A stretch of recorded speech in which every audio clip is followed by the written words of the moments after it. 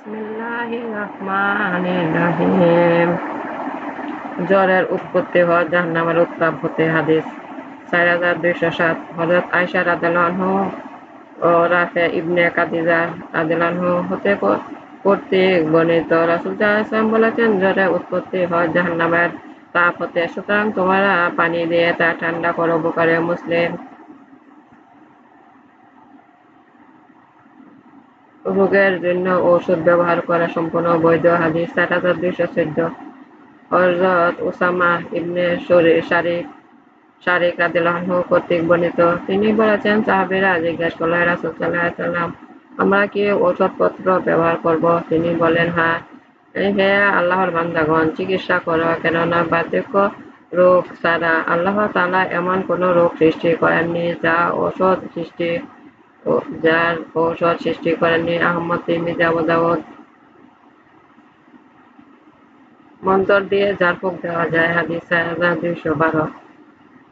হযরত আউফ ইবনে মালিক আশজারী রাদিয়াল্লাহু আনহু কর্তৃক বর্ণিত, তিনি বলেন, জাহেলী যুগে আমরা মন্তর করে ঝাড়ফুঁক করতাম, সুতরাং আমরা জিজ্ঞাসা করলাম, রাসূল সাল্লাল্লাহু আলাইহি ওয়াসাল্লাম, এ সমস্ত মন্তর সম্পর্কে আপনার মতামত কি? তিনি বললেন, আচ্ছা, তোমাদের মন্তরগুলি আমাকে পড়ে শোনাও। মন্তর দিয়ে ঝাড়ফুঁক করতে কোনো আপত্তি নেই, যদি তার মধ্যে শিরকি কিছু না থাকে।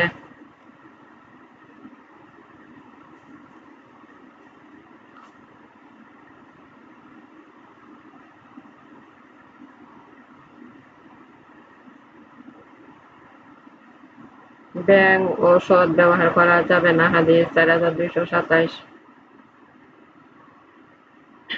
হযরত আব্দুর রহমান ইবনে উসমান রাদিয়াল্লাহু আনহু কর্তৃক বর্ণিত, একদিন এক চিকিৎসক রাসূল সাল্লাল্লাহু আলাইহি ওয়াসাল্লামকে জিজ্ঞাসা করল, ব্যাঙ ঔষধের মধ্যে ব্যবহার করা হুকুম কি? তখন তিনি তাকে ব্যাঙ মারতে নিষেধ করলেন। আবু দাউদ।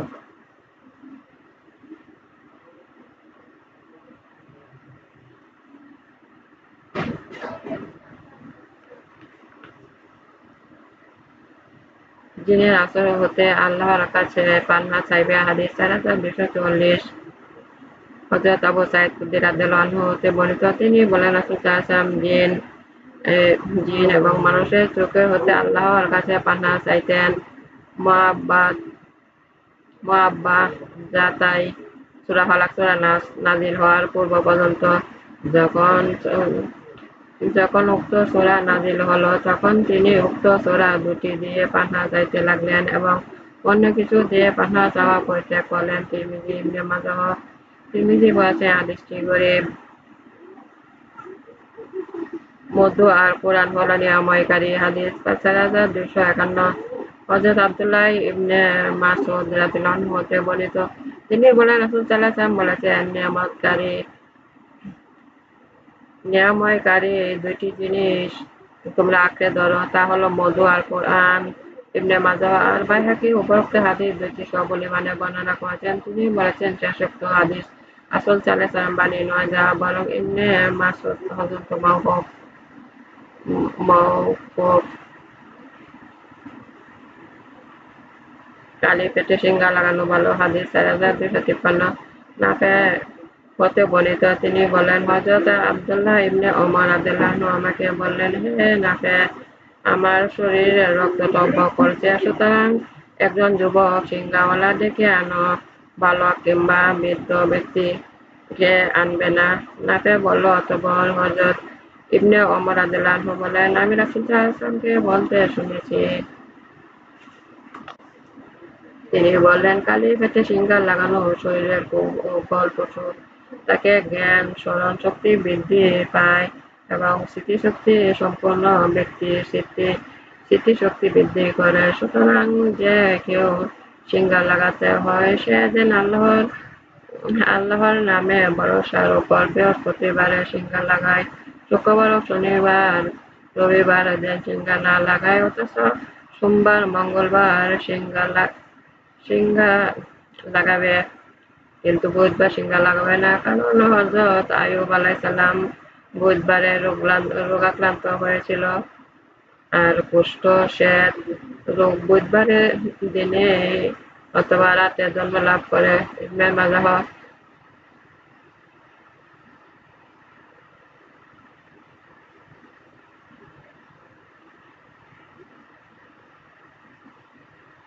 শুভ লক্ষণ গ্রহণ করা যায়। হাদিস 4261 হযরত আব্দুল্লাহ ইবনে আব্বাস রাদিয়াল্লাহু আনহু হতে বর্ণিত, তিনি বলেন, রাসূল সাল্লাল্লাহু আলাইহি ওয়াসাল্লাম শুভ লক্ষণ গ্রহণ করতেন আর কোনো কিছু অশুভ ধারণ করা গ্রহণ করতেন না। তিনি ভালো নামকে পছন্দ করতেন, চলে শূন্য হয়।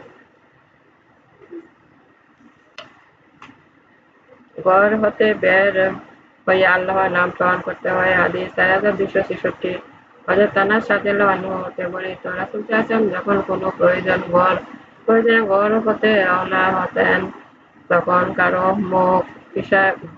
মুখে আসে দুই নাজির হু এ জাতীয় কোনো শব্দ শোনা ভালোবাসতেন। তিরমিজি।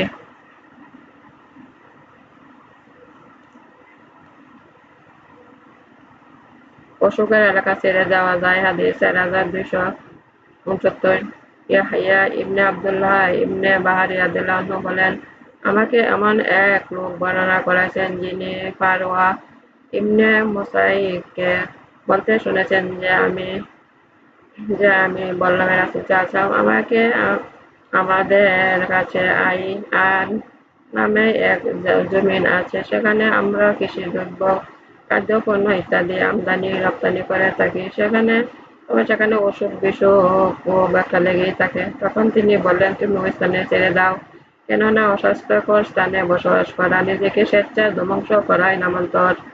আবু দাউদ।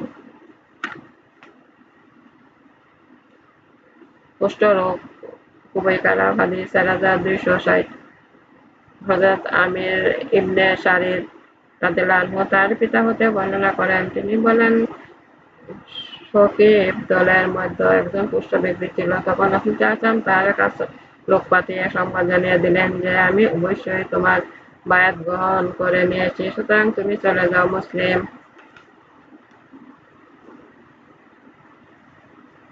গণক বলতে কিছু নেই। হাদিস 4271 হযরত আয়েশা রাদিয়াল্লাহু আনহা হতে বর্ণিত, তিনি বলেন, প্রতিবার রাসূল সাল্লাল্লাহু আলাইহি ওয়াসাল্লামকে জ্যোতির্বিদদের সম্পর্কে জিজ্ঞেস করলেন।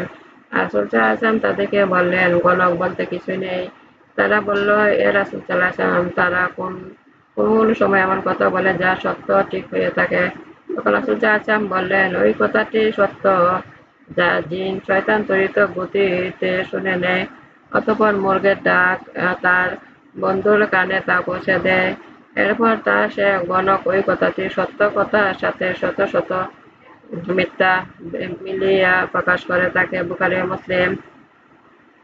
জিনেরা ফেরেশতাদের কথা শুনত। হাদিস 4272 হযরত আয়েশা রাদিয়াল্লাহু আনহা হতে বর্ণিত, তিনি বলেন, আমি রাসূল সাল্লাল্লাহু আলাইহি ওয়াসাল্লামকে বলতে শুনেছি, ফেরেশতাদের একদল দেশে নেমে আসেন এবং আসমানে যা ফয়সালা হয়েছে পরস্পর আলোচনা করেন। সে সময় জিন কান লাগিয়ে রাখে, আর যখন সে কোনো কথা শুনতে পায় তখন তা গণকদের কানে পৌঁছে দেয় এবং তারা নিজেদের পক্ষ হতে শত শত মিথ্যা তার সাথে মিশ্রিত করে প্রকাশ করে থাকে। বুখারী। গণকের কথা বিশ্বাস করলে 40 দিনের নামাজ বাতিল। হাদিস 4274 হযরত আয়েশা রাদিয়াল্লাহু আনহা হতে বর্ণিত, তিনি বলেন, রাসূল সাল্লাল্লাহু আলাইহি ওয়াসাল্লাম বলেছেন, যে ব্যক্তি গণকের কাছে যায় এবং তার কোনো কথা জিজ্ঞাসা করে, তার 40 দিনের নামাজ কবুল হয় না। মুসলিম।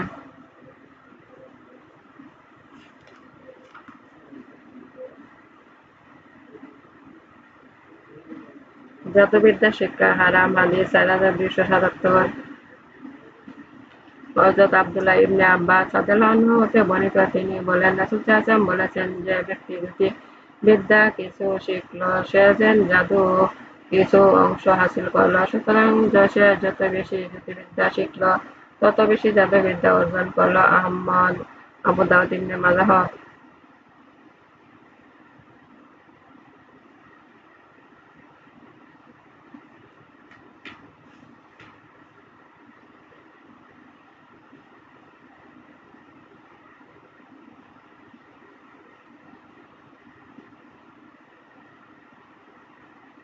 উত্তম স্বপ্ন নবুওয়াতের অংশ। হাদিস 4286 হযরত আনাস রাদিয়াল্লাহু আনহু হতে বর্ণিত, রাসূল সাল্লাল্লাহু আলাইহি ওয়াসাল্লাম বলেছেন, উত্তম স্বপ্ন নবুওয়াতের 46 ভাগের 1 ভাগ। বুখারী ও মুসলিম। রাসূল সাল্লাল্লাহু আলাইহি ওয়াসাল্লামকে স্বপ্ন দেখলে তা মিথ্যা নয়। হাদিস 4287। হযরত আবু কাতাদা রাদিয়াল্লাহু আনহু হতে বর্ণিত, তিনি বলেন রাসূল সাল্লাল্লাহু আলাইহি ওয়াসাল্লাম বলেছেন যে আমাকে স্বপ্নে দেখেছে সে সত্য দেখেছে। বুখারী ও মুসলিম। প্রথম স্বপ্ন আল্লাহ পাক হতে হয়। আদেশ আল্লাহর পক্ষ হতে হয়। হাদিস 4289। হযরত আবু কাতাদা রাদিয়াল্লাহু আনহু হতে বর্ণিত, তিনি বলেন রাসূল সাল্লাল্লাহু আলাইহি ওয়াসাল্লাম বলেছেন উত্তম স্বপ্ন আল্লাহর পক্ষ হতে হয় আর খারাপ স্বপ্ন শয়তানের পক্ষ হতে। কাজেই তোমরা যে কেউ ভালো স্বপ্ন দেখে সে যেন তা শুধু এমন ব্যক্তির কাছে প্রকাশ করে যাকে সে ভালোবাসে। আর যদি এমন স্বপ্ন দেখে যা তার কাছে অপছন্দনীয়, তাহলে সে যেন তার প্রতি শয়তানের অনিষ্ট হতে আল্লাহর কাছে পানাহ চায়। ৩ বার বাম দিকে থুথু ফেলে। আর স্বপ্নটি যেন কারো কাছে প্রকাশ না করে, এতে তার কোনো ক্ষতি হবে না। বুখারী ও মুসলিম। মুমিনদের স্বপ্ন মিথ্যা হয় না। হাদিস 4291। হযরত আবু হুরায়রা রাদিয়াল্লাহু আনহু হতে বর্ণিত, তিনি বললেন রাসূল সাল্লাল্লাহু আলাইহি ওয়াসাল্লাম বলেছেন জামানা নিকটবর্তী হলে মুসলিমদের স্বপ্ন মিথ্যা হবে না। আর মুসলিমদের স্বপ্ন নবুওয়াতের ৪৬ ভাগের ১ ভাগ। বস্তুত যে জিনিস নবুওয়াতের অংশ হয় তা কখনো মিথ্যা হতে পারে না। মুহাম্মদ ইবনে সিরিন রাদিয়াল্লাহু আনহু বলেন, আমি একথা বলি যে স্বপ্ন ৩ প্রকার হয়। প্রথমত মনের খেয়াল কল্পনা, দ্বিতীয়ত শয়তানের পক্ষ হতে ভীতি প্রদর্শন, তৃতীয় আল্লাহর পক্ষ হতে সুসংবাদ প্রদান। সুতরাং কেউ কোনো অপছন্দনীয় স্বপ্ন দেখলে তা অন্যের কাছে যেন না বলে, তখনই উঠে যে নামাজ পড়ে। ইবনে সিরিন রাদিয়াল্লাহু আনহু আরো বলেন রাসূল সাল্লাল্লাহু আলাইহি ওয়াসাল্লাম স্বপ্ন শিকল পরা অবস্থা দেখতে অপছন্দ করতেন। অবশ্যই শিকল পরা অবস্থা দেখাকে পছন্দ করতেন। আর বলা হয় যে শিকল পরা অর্থ হলো দ্বীনের উপর অবিচল থাকা। বুখারী ও মুসলিম। নামাজ অবশ্য আমার জীবন আমার মাত্র বা আল্লাহর তত্ত্ব সন্ধান করছি যে আমার আমাকে আল্লাহর আনুগত্য বানানো ছিল। আনুগত্য বানা আল্লাহ আদেশ পালন করতে শক্তি দান করুন। দুনিয়ার কাছে কল্যাণ দান করুন। যদি আমাদের রক্ষা করুন।